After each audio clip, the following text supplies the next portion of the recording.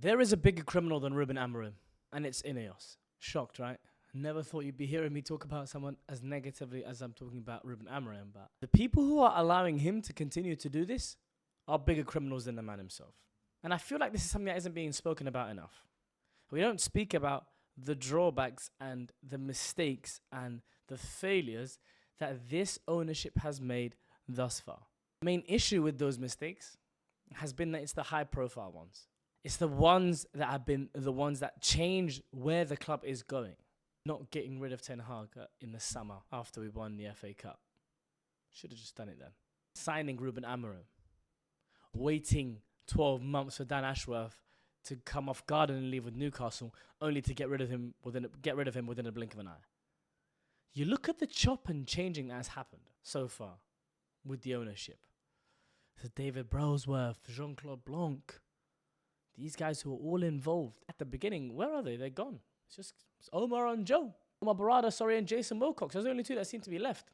So Jim Ratcliffe isn't, obviously he's the owner. He's got the final say, but your team looks different than he started with. Then we talk about a ticket pricing issue. Then we talk about the fact that Ineos ruthlessly sliced the Manchester United workforce family by a quarter. That ruthlessness. It is pathetic to think that ruthlessness has not been extended to the person who is running this club into the ground. This manager is running this club into the ground. And the ownership sits there and doesn't just give him green lights. They give him reassurances. Your job is safe. Your job is safe. Your job is safe. It feels as though Ineos are almost working against us. It's the only rational thought process. On a personal level, I don't think Omar Barada and Jason Wilcox, when they speak to the media, are liars. I think they believe that they saw a bloated company with employees still being there from the days of Ferguson, and they wanted to make it a lean business model. I don't actually think they're lying when they say that. But the justification for that has to be results on the football pitch. It's the only way for us United fans to say, and for those United employees that were sacked, for them to say, this was done for the greater good. Okay. I don't like it, but I can accept it. Look, things are improving. Every single day, every moment that Ruben Amorim is still a manager at Manchester United, it is Ineos spitting in the face of the employees they sacked. It's disrespectful to suggest otherwise. And it's disrespectful from Ineos themselves. That ruthlessness that you seem to be having with players now.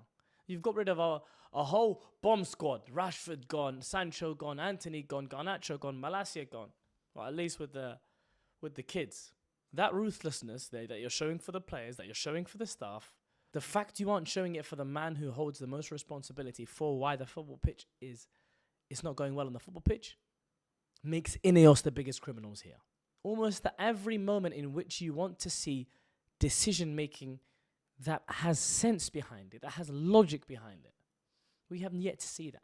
This is another reason why you did not see me fanfare about the transfer window too much. Because although there might have been some good signings in there, most certainly, Cunha and Buemo Sesko, good signings. Yoro, good signing. The reality of the matter is this. Bringing good players in to the situation that Man United currently are in right now is negligent. You're not actually helping those players. I tweeted just today, my dream as a Man United fan is Adam Morton's nightmare. It's to see him be a Manchester United player wearing a Manchester United shirt. But that's not good for Adam Morton. Probably not even good for me. The reality of the matter is, every single day that continues in which Ruben Amorim is manager of Manchester United, Ineos are failing. And this actually is a big, big warning sign. I remember being on SDS and saying to the boys, I expect teething problems when this new ownership come in. This isn't teething problems. This is alarm bells. Alarm bells are ringing. And their next decision is going to be very, very crucial. Very, very crucial. The next manager who takes... And the worst part is they have wasted a season. They wasted all of our time. I told you this after the Europa League final. I told you guys this. We tried to tell you. Those of you who were there agreeing with me, who are here now, we tried to tell the world. They didn't want to hear it, guys. We tried to tell them, this is enough. Enough is enough. I don't care if it's half a season. You have allowed us to languish in 15th and lose a final against Spurs. Get rid now. I've got to go to events at the Tottenham Hotspur Stadium and have Spurs fans laugh at me with the Europa League title on show. That alone was crime enough. Sometimes you have to look further up. You see that in movies, TV shows sometimes. It isn't all as it seems. The big bad, the villain isn't always the villain. There is something working above them.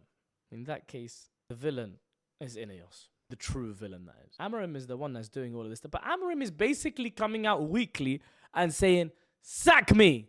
He's saying, do it. I dare ya. That's basically what the manager's saying. And the fact that they haven't up to this point is proof that there is a lack of spine. A huge lack of spine. It's genuinely been dreadful. And it's a really bad indication for the future. Especially the shuffling around as well. I know Vivell is now working as some sort of technical director of sorts. All of this stuff does not matter if the people who aren't pulling the trigger don't know how to make ruthless decisions when it comes to the person in charge. Genuinely. And for so long, post Sir Alex Ferguson, who is obviously a once-in-a-lifetime genius that was plugging so many holes in the club, for so long after he was gone, the players of Manchester United reflected the Glazers' ownership. Huge egos, big names. Huge egos and big names. Marketing purposes. It wasn't a football team. Right now, this team is a reflection of their coach. And even more scarily, it is a reflection of their ownership. And the worst part is, if this was a couple of years ago, and this was the Glazers' ownership, there would be so much more fanfare. There would be so much more clowning going on. If this was a John Myrtle, or if it was Ed Woodward and all this kind of stuff. But Ineos have done well in terms of PR. You can't deny that.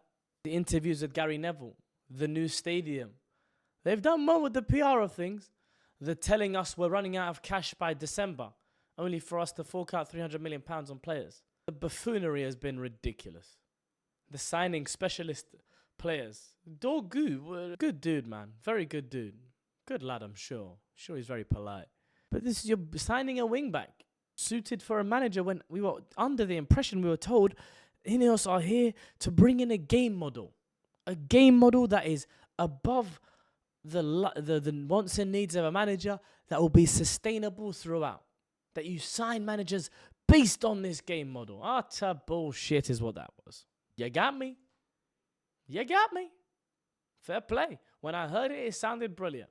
The reality of it is much, much worse, unfortunately. So Jim Ratcliffe has recently come out with quotes backing Ruben Amorim, feeling that it's only fair to judge him on a full season with what he views as a right team. External suggestions of shortlists being drawn up are dismissed by United officials who are adamant no one is being lined up to replace Amorim. This is one of the worst headlines I've seen in Manchester United's recent history. They're saying we're not even looking for replacements. Dispel those rumours. It's not happening. We don't just green light this guy. We stand feet to feet, shoulder to shoulder. Feet to feet, shoulder to shoulder. We stand by him. If you thought it was bad enough with this manager, the Ineos Inquisition has begun and it has found them guilty. Guilty of negligence of the highest order up to this point. And if they want to rectify that, this isn't all doom and gloom. Let's talk about what they could do to make... No, day one, get rid of Amorim. Day one. The first point of order, get rid of him. Have a fair judgment. If you're doing ruthlessness for players and staff, ruthlessness for your coach. Get the right man, find the right man. If you bring someone in and they're not the right man, get rid of them again. This is Manchester United Football Club. The path to glory is never going to be easy, but it must be ruthless.